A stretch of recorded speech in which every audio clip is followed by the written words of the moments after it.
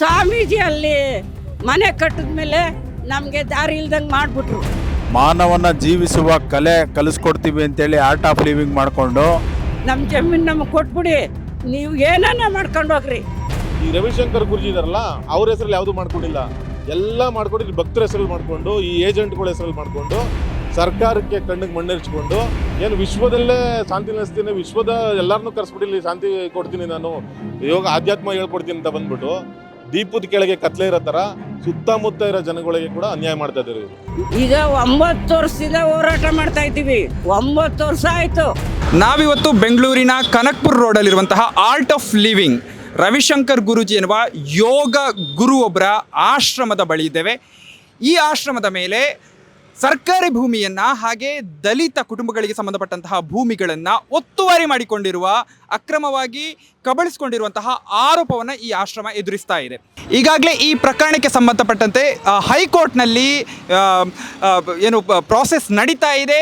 ಈ ಬಗ್ಗೆ ಸರ್ಕಾರ ಒಂದು SIT ಕೂಡ ರಚಿಸಿತ್ತು. ಆದರೆ ಹೈಕೋರ್ಟ್ ಇತ್ತೀಚೆಗೆ ಆ SITಗೆ ತಡೆಯನ್ನು ಕೂಡ, ಮಧ್ಯಂತರ ತಡೆಯನ್ನು ಕೂಡ ಕೊಟ್ಟಿದೆ. ಈ ಒಟ್ಟು ಭೂ ಕಬಳಿಕೆ ಆರೋಪ ಏನಿದೆ ರವಿಶಂಕರ್ ಗುರೂಜಿಯ ಆರ್ಟ್ ಆಫ್ ಲಿವಿಂಗ್ ಮೇಲೆ, ಇದರ ವಿರುದ್ಧ ಇವತ್ತು ಸಮತಾ ಸೈನಿಕ ದಳದ ಕಾರ್ಯಕರ್ತರು ಹಾಗೆ ಸಂತ್ರಸ್ತರು ಅದೇ ಆಶ್ರಮದ ದ್ವಾರದ ಹೊರಗಡೆ ಇವತ್ತು ಪ್ರತಿಭಟನೆಯನ್ನು ನಡೆಸ್ತಾ ಇದ್ದಾರೆ. ಸೊ ಭೂಮಿ ಒತ್ತುವರಿ ಮಾಡ್ಕೊಂಡಿರೋದು, ಕೆರೆ ಒತ್ತುವರಿ ಮಾಡ್ಕೊಂಡಿರೋದು, ಹಾಗೆ ಏನು ಜಮೀನನ್ನು ಕಬಳಿಸಿ ಅಲ್ಲಿಂದ ಏನು ಸಂತ್ರಸ್ತರನ್ನು ಓಡಿಸಿರುವಂಥದ್ದಿರ್ಬೋದು. ಇದು ಅನೇಕ ಆರೋಪಗಳು ಇವತ್ತು ರವಿಶಂಕರ್ ಗುರೂಜಿ ಎನ್ನುವಂತಹ ಒಬ್ಬರು ಯೋಗ ಗುರುವಿನ ಮೇಲೆ ಇದೆ, ಅವರ ಆರ್ಟ್ ಆಫ್ ಲಿವಿಂಗ್ ಮೇಲೆ ಇದೆ.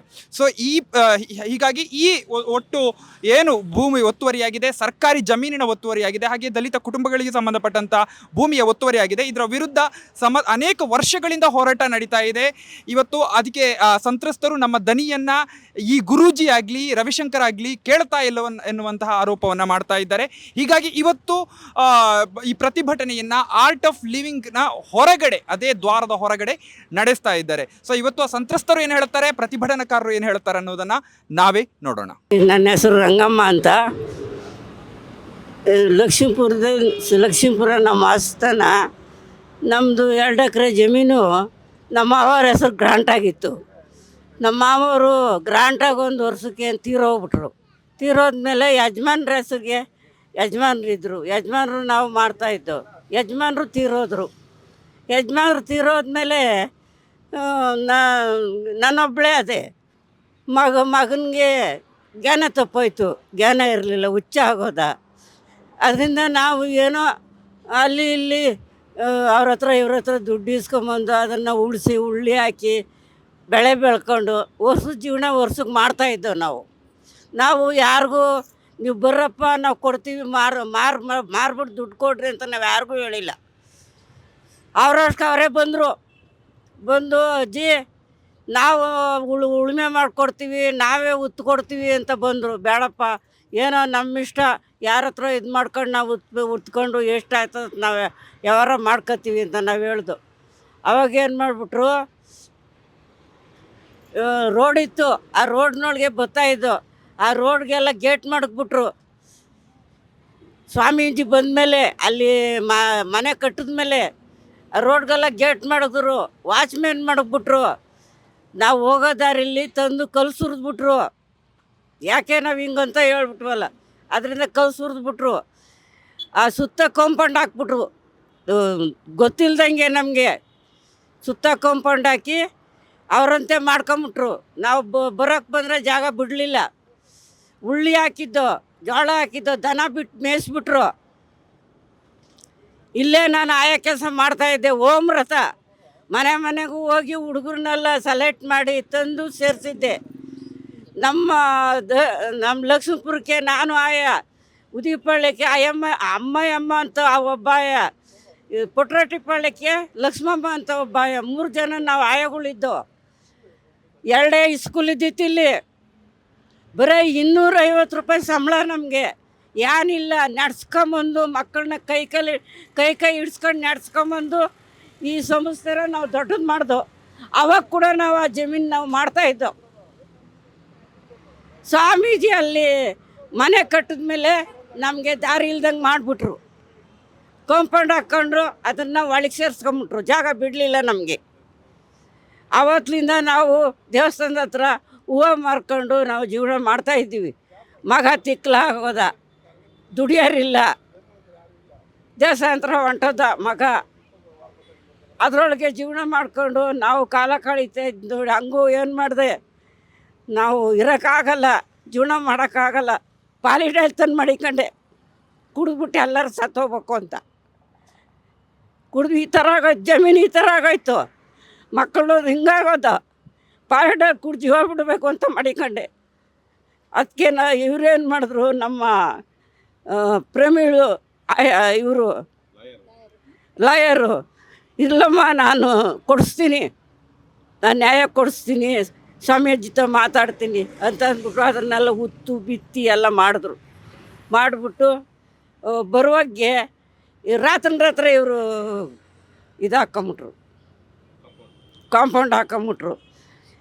ಆ ಜಮೀನು ಇದ್ದಿದ್ರೆ ಏನೋ ನಾವು ಕೂಲಿ ಇದು ಮಾಡ್ಕೊಂಡು ಬೇಸಾಯ ಮಾಡ್ಕೊಂಡು ಜೀವನ ಮಾಡ್ತಾಯಿದ್ದೋ, ಅದನ್ನು ಕಿತ್ಕೊಂಡ್ರು, ಇದನ್ನು ಕಿತ್ಕೊಂಡು ಎಲ್ಲ ಕಿತ್ಕೊಂಡ್ಬಿಟ್ರು, ಜಾಗನೂ ಬಿಡಲಿಲ್ಲ ಬರೋಕ್ಕೆ. ಯಾರಿಗನ್ನ ಕೊಡ್ರಿ, ಯಾರಿಗನ್ನ ಬಿಡ್ರಿ, ನಮಗೆ ಗೊತ್ತಿಲ್ಲ, ನಮ್ಮ ಜಮೀನ ನಮಗೆ ಕೊಟ್ಬಿಡಿ ಅಷ್ಟೇ ನಾವು ಕೇಳ್ಕೊಳೋದು ನಿಮ್ಮನ್ನು. ಒಂದು ಲೀಸ್ಗೆ 30 ವರ್ಷಗಳ ಕಾಲ ಲೀಸ್ಗೆ ಒಂದು ಜಾಗವನ್ನು ಸರ್ಕಾರದಿಂದ ಪಡ್ಕೊತಾರೆ. 30 ವರ್ಷ ಮುಗಿದು 10 ವರ್ಷ ಆಗಿದೆ, 12 ವರ್ಷ ಆಗಿದೆ, ಇವತ್ತುವರೆಗೂ ಸಹ ರಿನಿವಲ್ ಮಾಡಿಸ್ಕೊಂಡಿಲ್ಲ. ವರ್ಷಕ್ಕೆ ಬರೀ 500 ರೂಪಾಯಿನಂತೆ ಕಟ್ಕೊಂಡು ಹೋಗಿದ್ದಾರೆ. ಅದು ತಗೊಂಡಾಗ ಬರೀ 60 ಎಕರೆ ಮಾತ್ರ ತಗೊಂಡಿರ್ತಾರೆ. ಈಗ 1600 ಎಕರೆ ಇದೆ ಅವ್ರಿಗೆ. ಅದರಲ್ಲಿ ಇಲ್ಲಿ ಅಕ್ಕಪಕ್ಕ ಇದ್ದಂಥ ಕೆರೆಗಳು, ರಾಜಕಾಲುವೆ, ಗುಡ್ಡ, ಮತ್ತು ಸರ್ಕಾರಿ ಗೋಮಾಳ, ಚಾನಲ್ಗಳು ಇಂಥನ್ನೆಲ್ಲ ಕೂಡ ಕಬ್ಜಾ ಮಾಡ್ಕೊಬಿಟ್ಟು ಸುತ್ತ ಕಾಂಪೌಂಡ್ ಹಾಕೊಬಿಟ್ಟಿದ್ದಾರೆ. ಒಂದೇ ಒಂದು ಸಂಸ್ಥೆ ಅಂತ ಬಂದಿದ್ದು 100 ಟ್ರಸ್ಟ್ಗಳು ಮಾಡ್ಕೊಬಿಟ್ಟಿದ್ದಾರೆ. ಅವರ ಸಹೋದರರು, ಭಕ್ತರು, ಅವ್ರ ತಂಗಿ, ಅಣ್ಣ, ಈ ಥರದವರು, ಅವ್ರಿಗೆ ಯಾರು ಹತ್ರದವ್ರಿದ್ದಾರೆ ಅಂಥವ್ರನ್ನ ಸೇರಿಸ್ಕೊಂಡು ಒಬ್ಬೊಬ್ಬರ ಹೆಸರು ಒಂದು ಟ್ರಸ್ಟ್ ಮಾಡಿಕೊಂಡು, ಆ ಟ್ರಸ್ಟ್ಗಳೆಲ್ಲ ಒಂದೊಂದು ಟ್ರಸ್ಟಲ್ಲಿ 1000 ಕೋಟಿ ಈ ಥರ ಇಟ್ಕೊಂಡು, ಮತ್ತು ತಿರ್ಗಿ ಒಂದು 10-15 ಜನ ಏಜೆಂಟ್ರುಗಳ್ನ ಇಟ್ಕೊಂಡು, ಈ ಏಜೆಂಟ್ರುಗಳದಲ್ಲಿ ಏನ್ಕತ್ತೆ ಸುತ್ತಮುತ್ತ ಇರ್ತಕ್ಕಂಥ ರೈತರು, ದಲಿತರು, ಹಿಂದುಳಿದವರು, ಅಲ್ಪಸಂಖ್ಯಾತರು, ಈ ಥರದವ್ರು ಇರ್ತಾರೆ. ಮತ್ತು ಸರ್ಕಾರಿ P ನಂಬರ್ ಜಾಗ ಇಂಥದ್ರನ್ನೆಲ್ಲ ತಗೊಳ್ಳೋದು, ರೈತರಿಗೆ 10,000 ಕೊಡೋದು, ಅಲ್ಲೋಗ್ಬಿಟ್ಟು 1 ಕೋಟಿಗೆ ಮಾರೋದು. ಎಲ್ಲ ಹಬ್ಬಕ್ಕೆ ಒಂದು ಯುಗಾದಿ ಹಬ್ಬ ಬಂತು, ಇನ್ನೊಂದು ಒಂದು ಮಾರಲಮ್ಮಿ ಹಬ್ಬ ಬಂತು, ಹಬ್ಬಗಳೆಲ್ಲ ಸಾಲ ಕೇಳ್ತಾರಲ್ವ, ಅಂಥ ಟೈಮಲ್ಲಿ ಬಂದ್ಬಿಟ್ಟು ನಾಮಕ ವ್ಯವಸ್ಥೆ ನಿಮ್ಗೆ ನಾನು ಕೊಡ್ತೀನಿ ಅಂದ್ಬಿಟ್ಟು 1 ಲಕ್ಷ ಕೊಟ್ಬಿಡೋದು. ಅವ್ರ ಹತ್ರ ಇದು ಮಾಡಿಕೊಂಡು ಜಮೀನು ಬರ್ಸ್ಕೊಂಡು ಇವ್ರಿಗೆ 1 ಕೋಟಿಗೆ ಮಾರ್ಕೊಳ್ಳೋದು. ಈ ಥರ ಒಂದು 8-10 ಜನ ಏಜೆಂಟ್ಗಳಿದ್ದಾರೆ. ಈ 8-10 ಜನ ಏಜೆಂಟ್ಗಳು ಎಲ್ಲರೂ ಒಂದೊಂದು ಟ್ರಾನ್ಸ್ಫರ್ಗೆ ಅವರದ್ದು ಇದರಲ್ಲಿ 50 ಕೋಟಿ, 100 ಕೋಟಿ, 10 ಕೋಟಿ, 20 ಕೋಟಿ, ಈ ಥರದವ್ರು ಎಲ್ಲ ಅವ್ರ ಆಶ್ರಮದಿಂದ ಇವ್ರ ಅಕೌಂಟ್ಗೆ ದುಡ್ಡು ಹಾಕಿಸ್ಕೊಳ್ಳೋದು. ಅವರು ರೈತರ ಮುಖಾಂತರ ಸೆಟ್ಲ್ಮೆಂಟ್ ಮಾಡ್ತೀನಿ ಅಂತ ಅಂದ್ಬಿಟ್ಟು ರೈತರ ಜಮೀನು ಅವ್ರು ತಗೊಂಡು ಅವರಿಂದ ಈ ಟ್ರಸ್ಟ್ಗಳು ಕೊಡೋದು. ಇದೇ ಥರ ಮಾಡಿಕೊಂಡು ಈ ರವಿಶಂಕರ್ ಗುರೂಜಿ ಇದಾರಲ್ಲ, ಅವ್ರ ಹೆಸರಲ್ಲಿ ಯಾವುದೂ ಮಾಡ್ಕೊಂಡಿಲ್ಲ, ಎಲ್ಲ ಮಾಡ್ಕೊಂಡು ಇಲ್ಲಿ ಭಕ್ತರ ಹೆಸರಲ್ಲಿ ಮಾಡಿಕೊಂಡು, ಈ ಏಜೆಂಟ್ಗಳ ಹೆಸರಲ್ಲಿ ಮಾಡಿಕೊಂಡು, ಸರ್ಕಾರಕ್ಕೆ ಕಣ್ಣಿಗೆ ಮಣ್ಣೆರ್ಚ್ಕೊಂಡು ಎಲ್ಲ ತುಂಬ ಏನು ವಿಶ್ವದಲ್ಲೇ ಶಾಂತಿ ನೆಲೆಸ್ತೀನಿ, ವಿಶ್ವದ ಎಲ್ಲರನ್ನೂ ಕರೆಸ್ಬಿಟ್ಟು ಇಲ್ಲಿ ಶಾಂತಿ ಕೊಡ್ತೀನಿ, ನಾನು ಯೋಗ ಆಧ್ಯಾತ್ಮ ಹೇಳ್ಕೊಡ್ತೀನಿ ಅಂತ ಬಂದ್ಬಿಟ್ಟು ದೀಪದ ಕೆಳಗೆ ಕತ್ಲೆ ಇರೋ ಥರ ಸುತ್ತಮುತ್ತ ಇರೋ ಜನಗಳಿಗೆ ಕೂಡ ಅನ್ಯಾಯ ಮಾಡ್ತಾ ಇದ್ದಾರೆ ಇವರು. ಮಾನವನ ಜೀವಿಸುವ ಕಲೆ ಕಲಿಸ್ಕೊಡ್ತೀವಿ ಅಂತೇಳಿ ಆರ್ಟ್ ಆಫ್ ಲಿವಿಂಗ್ ಮಾಡಿಕೊಂಡು ನ್ಯಾಯಾಧೀಶರುಗಳಿಗೆ ಇಲ್ಲಿ ದಾರಿ ತಪ್ಪಿಸುವಂಥ ಕೆಲಸ ಮಾಡ್ತಿದ್ದಾರೆ. ಡಬಲ್ ಬೆಂಚ್ಗೆ ಎಲ್ಲಾದರೂ ಆದೇಶ ಆಗಿರೋಂಥದಕ್ಕೆ ಸಿಂಗಲ್ ಬೆಂಚಲ್ಲಿ ಸ್ಟೇ ಕೊಡೋದಕ್ಕೆ ಸಾಧ್ಯ ಇದೆಯಾ? ಇವರು ಹೋಗಿದರೆ ಸುಪ್ರೀಂ ಕೋರ್ಟ್ಗೆ ಹೋಗ್ಬೇಕಾಯ್ತು, ಸುಪ್ರೀಂ ಕೋರ್ಟ್ಗೆ ಹೋಗಲಿಲ್ಲ. ಇವರು ಯಾವ ಥರ ಚೀಟ್ ಮಾಡ್ತಾರೆ ಅಂದರೆ, ಸರ್ಕಾರಕ್ಕೆ, ಜನಗಳಿಗೆ ಆರ್ಟ್ ಆಫ್ ಲಿವಿಂಗ್ ಅನ್ನೋ ಒಂದು ಟ್ರಸ್ಟ್ ಕೆಳಗಡೆ 100 ಟ್ರಸ್ಟ್ಗಳಿದೆ. ಆ 100 ಟ್ರಸ್ಟ್ಗಳಲ್ಲಿ ಒಂದು ಬಂದು ಸುಮೇರು ರಿಯಾಲ್ಟಿ ಪ್ರೈವೇಟ್ ಲಿಮಿಟೆಡ್ ಅಂತ, ಅದು ಬಂದು ಬರೀ ಅಪಾರ್ಟ್ಮೆಂಟು, ಮನೆಗಳನ್ನ ಕಟ್ಟೋದು, ಮಾರೋದು, ಅಂದರೆ ರಿಯಲ್ ಎಸ್ಟೇಟ್ ದಂಧೆ ಮಾಡೋದು ಅಂತ ಹೇಳ್ಬೋದು ನೇರವಾಗಿ. ಆ ಸುಮೇರು ರಿಯಾಲ್ಟಿ ಪ್ರೈವೇಟ್ ಲಿಮಿಟೆಡ್ ಅಂದರೆ ಇಲ್ಲೇ ಡೌನಲ್ಲಿದೆ. ಅದು ಸಂಪೂರ್ಣವಾಗಿ ರಾಜಕಾಲುವೆ ಮೇಲೆ ಕಟ್ಟಿರೋವಂಥ ಕಟ್ಟಡಗಳು.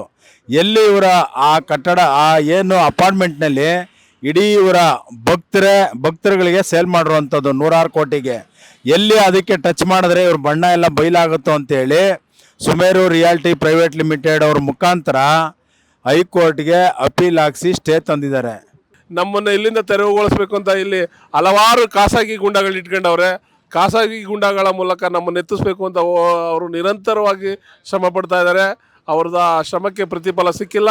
ಅದಲ್ದಿರ ಇಲ್ಲೊಬ್ಬ ಚೇಲ ಇದ್ದಾನೆ, ದಲಿತ ಚಳುವಳಿಯ ಸೋಗಿನಲ್ಲಿರುವ, ದಲಿತ ಚಳುವಳಿಯ ಮುಖವಾಡ ಧರಿಸಿರುವ ಪಟಾಪಟ್ ಶ್ರೀನಿವಾಸ್ ಅಂತ ಒಬ್ಬ ದಲಿತ ಸಮುದಾಯದ ಆಶ್ರಮದ ದಲ್ಲಾಳಿಯ ಕೆಲಸ ಮಾಡ್ತಾ ಇರೋವಂಥ ಪಟಾಪಟ್ ಶ್ರೀನಿವಾಸ್ ಅನ್ನೊಬ್ಬ ಇಲ್ಲಿ ಕೆಲಸ ಮಾಡಿಕೊಂಡು ಅವನು ನಮ್ಮ ಹಿರಿಯ ಹೋರಾಟಗಾರರೆಲ್ಲ ಕರ್ಕೊಬಂದು ಇಲ್ಲಿ ಕುಳ್ತಿರೋರೆಲ್ಲ ಅಕ್ರಮ ಕೂತವ್ರೆ, ಇಲ್ಲಿ ಹೋರಾಟ ಮಾಡ್ತಾಯಿಲ್ಲ, ಇವ್ರ ಮೇಲೆಲ್ಲ ಕೇಸ್ ಇದೆ, ಇವ್ರು ಹೇಳ್ತಾ ಇರೋದು ಸುಳ್ಳು, ಯಾವ ರಂಗಮೂನು ಜಮೀನು ಬರಬೇಕಾಗಿಲ್ಲ ಅಂತ ಹೇಳಿ ಸುಳ್ಳು ಆರೋಪ ಮಾಡಿ ಇಲ್ಲಿರೋದ ಸಮುದಾಯದ ಮುಖಂಡರಿಗೂ ಎಲ್ಲರಿಗೂ ತುಂಬ ಕಿರುಕುಳ ಕೊಟ್ಟು ಪೊಲೀಸ್ ಸ್ಟೇಷನ್ಗೆ ಹೋಗಿ ಕಂಪ್ಲೇಂಟ್ ಕೊಟ್ಟು ನಮ್ಮ ಮೇಲೆಲ್ಲ ಇಲ್ಲ ಸಲ್ಲದ ಆರೋಪ ಮಾಡ್ತಾ ನಾವು ತೆರವುಗೊಳಿಸೇ ಅಂತ ತಿರ್ತೀನಿ ಅಂತ ಅವನ ಶ್ರಮಪಟ್ಟ. ಆದರೆ ನಿನ್ನೆ ಅವನ ಆ ಕೊನೆಯ ಆಸೆ ಈಡೇರಲಿಲ್ಲ, ಫೇಲ್ಯೂರ್ ಆದ. ಯಾಕೆಂದರೆ ಅಂಬೇಡ್ಕರ್ ಅನುಯಾಯಿಗಳು, ಸಮತಾ ಸೈನಿಕ ದಳದ ಕಾರ್ಯಕರ್ತರು ಸೋಲೇ ಇಲ್ಲ, ಸೋತಿಲ್ಲ. ನಿನ್ನೆ ನಾವು ಗೆದ್ದಿದ್ದೀವಿ, ನಿರಂತರವಾಗಿ ಹೋರಾಟ ಮಾಡ್ತಾ ಇದ್ದೀವಿ. ಇದನ್ನು ಖಂಡಿಸಿ 17ನೇ ತಾರೀಕು 1 ತಿಂಗಳಾಯ್ತದೆ. ನಾವು ಜುಲೈ 17ಕ್ಕೆ ಹೋರಾಟ ಪ್ರಾರಂಭ ಮಾಡಿತ್ತು. 17ನೇ ತಾರೀಕು 1 ತಿಂಗಳಾಯ್ತದೆ. ಇದೇ 17ನೇ ತಾರೀಕು ಸೋಮವಾರ ಬೆಳಿಗ್ಗೆ 10 ಗಂಟೆಗೆ ಇಲ್ಲಿಂದ ಕಾಲ್ನಡಿಗೆ ಜಾಥಾ ಬೆಂಗಳೂರಿನ ಫ್ರೀಡಮ್ ಪಾರ್ಕ್ವರೆಗೂ ಕಾಲ್ನಡಿಗೆ ಜಾಥಾ ಮಾಡಿ ಸರ್ಕಾರಕ್ಕೆ ಎಚ್ಚರಿಕೆ ಮನವಿ ಪತ್ರ ಸಲ್ಲಿಸ್ತೀವಿ. ಈಗಲೂ ಕಾಲ ಮಿಂಚಿಲ್ಲ, ಈಗಲೂ ಆ ಅಮ್ಮನ ನ್ಯಾಯ ಕೊಡ್ಬೋದು. ಬಂದು ನಿಮ್ಮವ್ರನ್ನ ಯಾರನ್ನ ನೋಡಿ ಕಳಿಸಿ ಮಾತಾಡಿ ದಯವಿಟ್ಟು ಆ ಅಮ್ಮನ ನ್ಯಾಯ ಕೊಡಿ. ನಾವು ಇವಾಗಲೂ ನಿಮ್ಮ ವಿರುದ್ಧ ಏನೂ ಇಲ್ಲ, ನಿಮ್ಗಂತೂ ಏನೂ ಇದ್ರ ಬಗ್ಗೆ ಗೊತ್ತಿಲ್ಲ. ದಾರಿ ತೋರಿಸ್ತಾರದೆ ನಿಮ್ಮ ದಲ್ಲಾಳಿಗಳು, ನಿಮ್ಮ ಏಜೆಂಟ್ರುಗಳು. ಈಗಲೂ ಗುರೂಜಿಯವರೇ, ನಿಮ್ಮ ಕಡೆಯಿಂದ ಯಾರನ್ನ ಬಂದು ಇಲ್ಲಿ ಆ ಹೆಜ್ಜೆಗೆ ನ್ಯಾಯ ಕೊಡ್ತೀನಿ ಅಂದರೆ ನಮ್ದೇನೂ ಅಭ್ಯಂತರ ಇಲ್ಲ.